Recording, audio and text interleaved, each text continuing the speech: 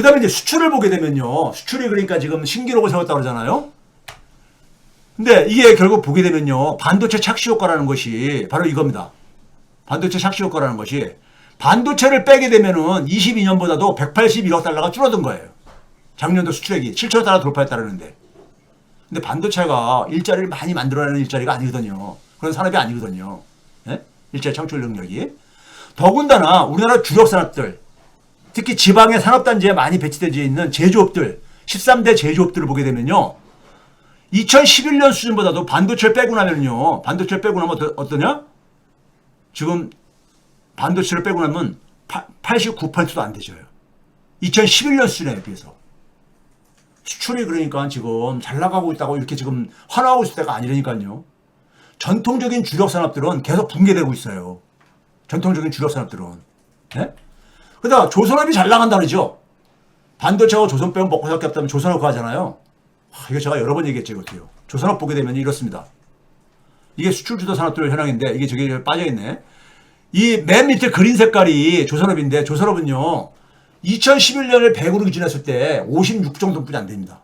지금 현재 올해 지난해 회복이 된 게 최근 몇 년 동안 회복됐다는 것이 60%도 안 된다 이거예요. 2011년 수준에.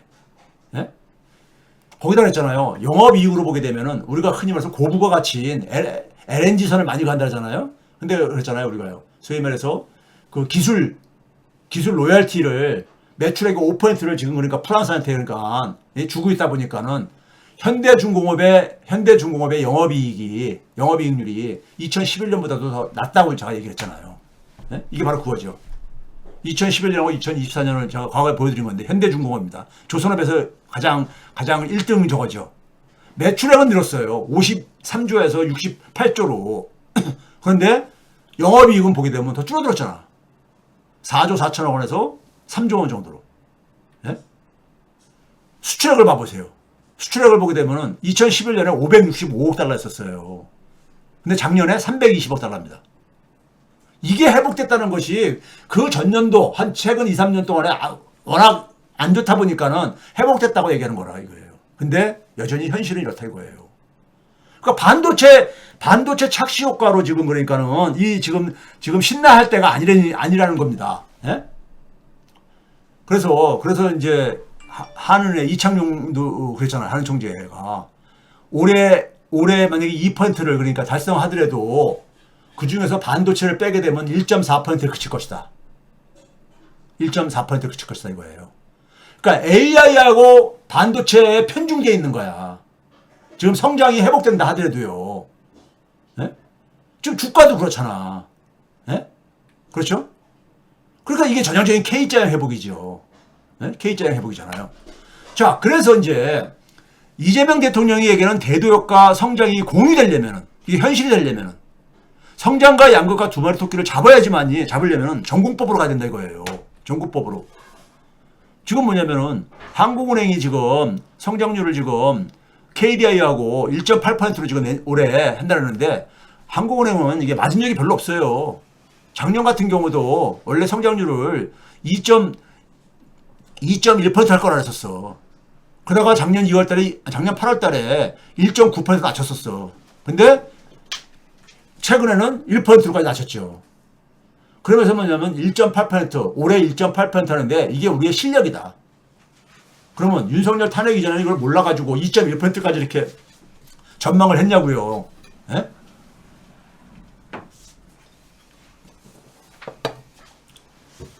그러니까 지금 2.0%라는 것이 정부가 얘기하는 2.0%도 반도체를 빼게 되면 1.4%는 안 될 거라 이거예요. 자, 그렇다면 우리가 성장을 먼저 달성하려면 어떻게 되느냐? 성장과 양극화가 동전의 앞뒷면이에요. 우리 경제를 보게 되면요. 제가 여러 번 얘기했죠. 우리나라 GDP에서 가계소비 비중이요. 90년대 초에는 61%였었어요.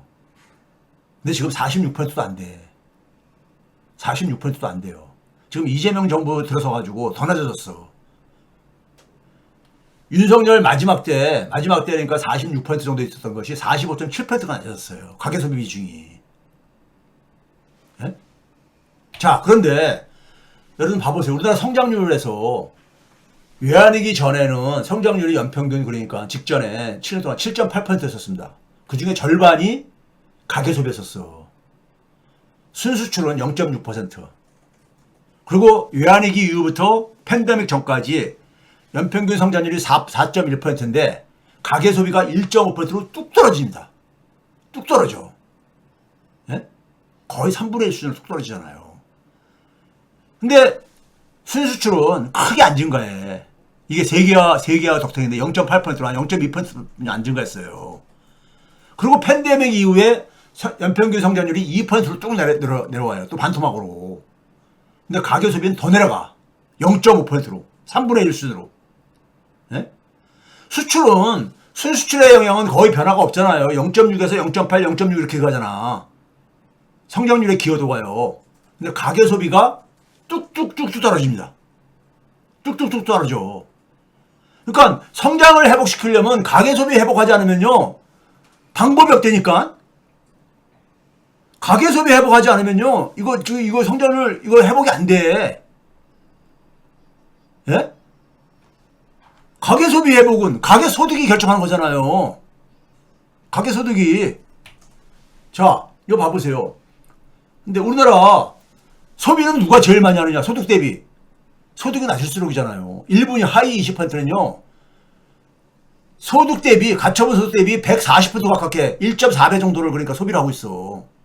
그러니까 적자 소득이 부족하다는 얘기지. 최소한 소비에 필요한 지출도 못하고 있다는 얘기죠. 소득을 가지고.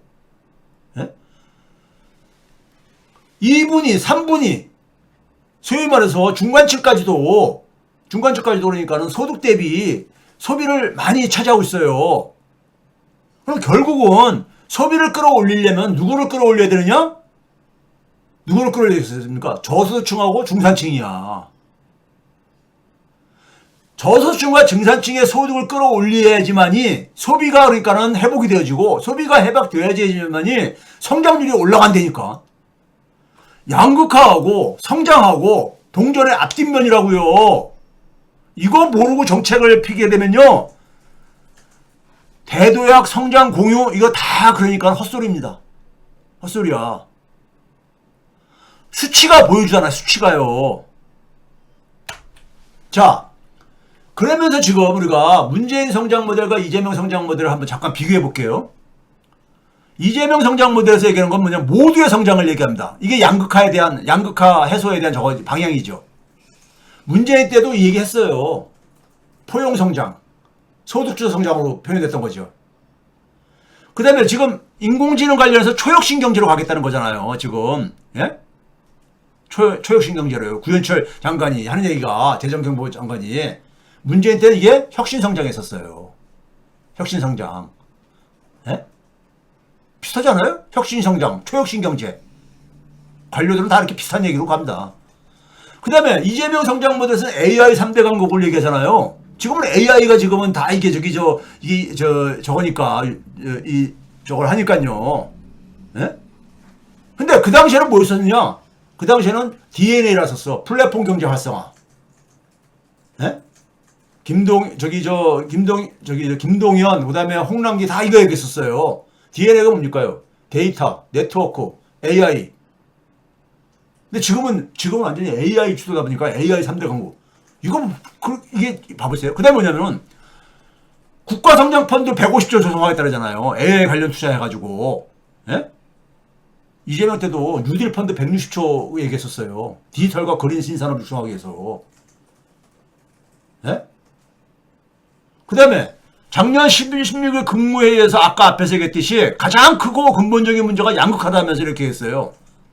마찬가지로 문재인 대통령도 2019년 신년 기자회견에서 양극화와 경제 불평등이 세계에서 가장 극심한 나라가 됐어. 뭐가 달라 보여요? 뭐가 달라 보이냐고요.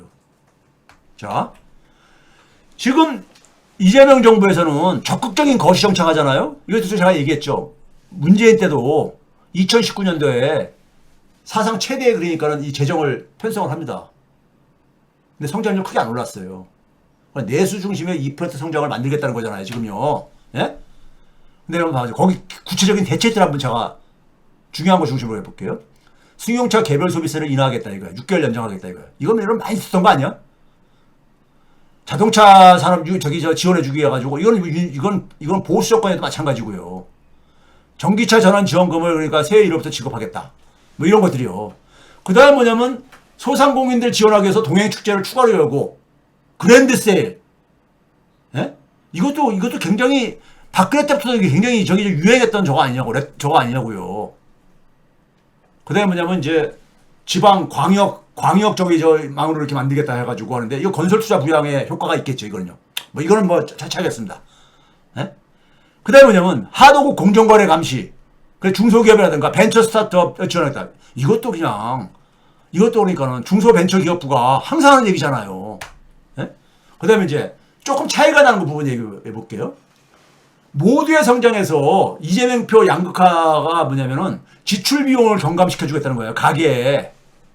가게가 쓸 돈이 넉넉치 않으니까는 생활물가 안정과 생계비 경감 대책을 해서 발표했어요. 여기 뭐냐면 대학생들한테 아침 식사를 하는데 1,000원 제공하는 1,000원의 아침밥을 지원을 확대하겠다 이거야. 예? 요즘 학생들 돈이 없고 그러니까는 또 물가가 워낙 비싸니까는 이게 부담되니까 중소기업 노동자들한테 월 최대 4만 원의 점심값 지원하겠다. 취약계층에게는 정부미를 그러니까 시중가 대비 그러니까는 60 내지 90% 할인된 가격으로 해주겠다. 연탄 보일러를 사용하는 가정에 대해 친환경 보일러 교체 지원을 늘려가지고 난방비 부담도 안 하겠다. 저는 이거는 있잖아요. 지금 이건 과거에도 나왔던 얘기인데 연탄값이 싸가지고 그러는데 이거 연탄으로 바꿔가지고 하게 되면요. 그것도 에너지 부담이 있습니다. 에너지까지 지원 같이 해줘야만 됩니다. 그 다음에 뭐냐면은 수도권에 그러니까는 이 대중교통비 지원을 좀 하겠다. 요양병원에 간병비 좀 지원하겠다. 예? 그 다음에 지자체를 통해 가지고 그 어린 저기 이 여학생들 여성들 생리용품 무료로 지원하는 거 하겠다. 이런 대책이 생활물가 안정 대책이에요. 그런데 한번 봐보세요. 문재인 때 나온 이게 소득주 성장 대책입니다. 문재인 때 소득주 성장의 내용이 뭐냐면요. 가계소득을 증대시키겠다. 그 대표적인 게 뭐예요? 최저임금 빨리 인상시키겠다. 예? 그리고 자영업자들한테 뭐냐 카드 수수료 인하하겠다. 이런 얘기 나왔었잖아요. 그 다음에 왼쪽 밑에 보게 되면 지출비용 경감 정책이 있었어요. 그 당시에도요. 예? 거기 생계비 경감에 보게 되면 의료비 경감, 문재인 케어라고 우리가 얘기했었죠. 예? 주거비 부담, 교통비 경감. 거의 지금 재판 같지 않아요? 재판 같지 않냐고. 이거 가지고 양극화가 해결됐냐고요. 근데 문제는. 예? 이거 가지고 해결됐냐고요. 참 된다. 이게 관료들한테 정책을 만들려면요. 제가 늘 그러잖아. 역대 정부에서 했던 거를 저 책상 속에서 다시 끄집어내가지고 그거를 뭐냐면 새 정부의 칼라로 다시 채색을 바꿉니다. 바꾸고 나면 거기다 좀 일부 약간 추가해가지고 이래가지고 쭉 내놔요. 내놓는다고. 대통령이 일일이 다 챙기지 못하니까 근데 문제는 이게 본질이 아니라 이거지. 여기서 빠진 게 뭡니까요? 자, 이거 봐보세요. 이래가지고요. 이게 우리나라가 OECD하고 우리나라하고 소위 사회소득, 국민들에게 지원해주는 그러니까 정부가 지원해주는 거의 격차예요. 격차. 문재인 때 굉장히 많이 격차가 축소됐었습니다. 문재인 때요. 이걸 보시게 되면은 이 그린 색깔 막대기가 이 격차예요. OECD 평균 대비. 그리고 윤석열 때 다시 이게 격차가 다시 커졌잖아요. 5.903%가 된다. 이걸 GDP 대비로 계산하게 되면은 국민 1인당 월 그러니까 100만 원씩 더 받아야 된다. 이런 얘기 제가 얘기했잖아. 예? 그러면 문재인 때 그러니까 이 갭을 축소시켜가지고 저런 식으로 지원해줘가지고 양극화가 해결됐냐고. 그거 가지고 안 된다는 얘기잖아. 그거 가지고 부족하다는 얘기예요. 예? 서민 가게에 소득을 강화해주는 게 빠진 이상에는 저렇게 교통비 좀 일부 지원해주겠다. 간병비 좀 지원해주겠다. 예? 생리대 비용 좀 지원해주겠다. 예? 학생들 그러니까 1,000원짜리 식사 좀 지원해주겠다. 이런 것만 가지고는 큰 효과가 없다 이거예요. 예? 이거 가지고 양극화가 해결되겠냐고. 참. 예? 지금 있잖아요. 지출비용 경감을 해준다는데 이것도 마찬가지로 지역화폐 지원 강화가 한다는 거잖아요. 근데 우리나라 지금 보게 되면요. 영세 자영업이 갈수록 증가하는 상황이야. 왜? 고령화하고 맞물려가지고. 60세 이상 자영업자 비중이 급증하고 있거든요, 지금요. 예? 급증하고 있는 상황이야. 이게 우리나라의 하위 50%에 경제활동하는 사람들의 하위 50%는 누가 되게 차지하고 있느냐? 20대. 그 다음에 60대 이상이 되게 여기 연령적으로 여기 분포하고 있어요. 그래서 우리가 이렇게 노인 빈곤율이 OECD 최고 이런 게 그래서 나온 거야. 20대가 지금 굉장히 힘들어하는 게 바로 그거고요. 예? 이 부분의 소득을 강화하는 가장 베스트한 방법, 가장 최고의 방법은 뭐라 썼어요? 공제 없애가지고 다 세금으로 거둔 다음에 n분의 1로 나눠주게 되면요. 50% 이하는 거의 다 돌려받아, 다. 이렇게 명확한 정책이 있는데 소득을 소위 말해서 저소득층과 중산층의 소득을 한 방에 해결할 수 있는 방법이 있는데 소득 강화를 하지 않으면요. 저 지출금 저 일부 찔끔찔끔 이렇게 해줘가지고 저게 관료들이 하는 방식이야. 돈을 가지고 생색을 많이 내는 거야. 여기저기다. 예? 아, 관료들이 싫어하는 거를 이거는 뭐 어제 오늘 얘기입니까? 이거는 기본적으로 정치하는 사람들이 이거는 해야 되는 거야. 예? 정치하는 사람들이. 관료를 그러니까 도구로 휘어잡고선 해야지 그러려고 정권 잡은 거 아니에요?